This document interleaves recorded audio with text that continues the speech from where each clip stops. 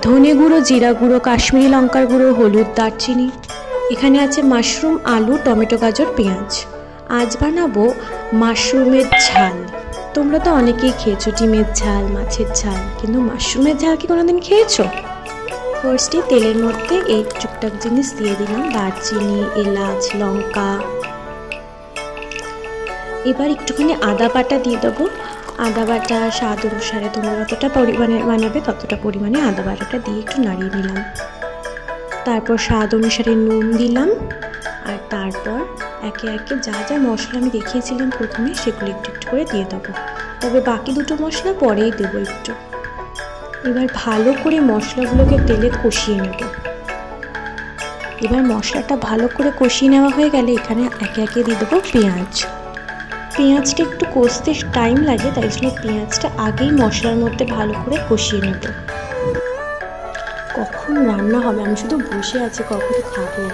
কোনোদিন আমি মাশরুমের ঝাল খাইনি, এবার দেখি তো কেমন খেতে হয় ব্যাপারটা। এবার বাকি যা সবজি কেটে রেখেছিলাম সেগুলো দিয়ে দিলাম একে একে, আলু, গাজর।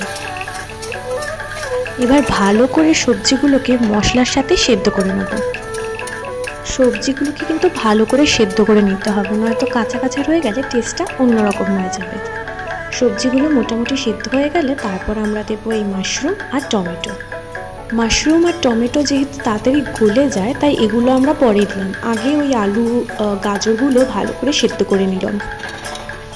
এরপর সবজিগুলোকে ভালো করে সেদ্ধ করে নেব, যাতে মশলাগুলো ভালো করে সবজির ভেতর ঢুকে যায়।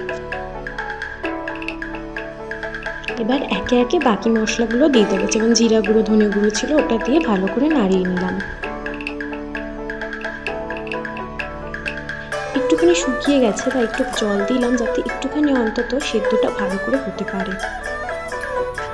এটা কিন্তু আমি বানাচ্ছি না, আমি তো শুধু টেস্ট করার জন্য ওয়েট করি। তারপর এটা 2 মিনিট চাপা দিয়ে রাখার পর দেখলাম ভালো করে বেশ রসটা শুষে নিয়েছে। এরপর এখানে যেটা অ্যাড করলাম সেটা হলো নারকেলের দুধ। নারকেলের দুধ কিন্তু যে কোনো খাবারেই একটা অন্যরকম টেস্ট দেয়। এরপর এটা দেখুন যেটা দিলাম সেটা হলো কস্তুরি মেথি। এরপর কাঁচা লঙ্কা দিয়ে 2 মিনিট ঢাকা দিয়ে রাখার পরে তৈরি হলো গরম গরম মাশরুমের ঝাল, খুব টেস্টি।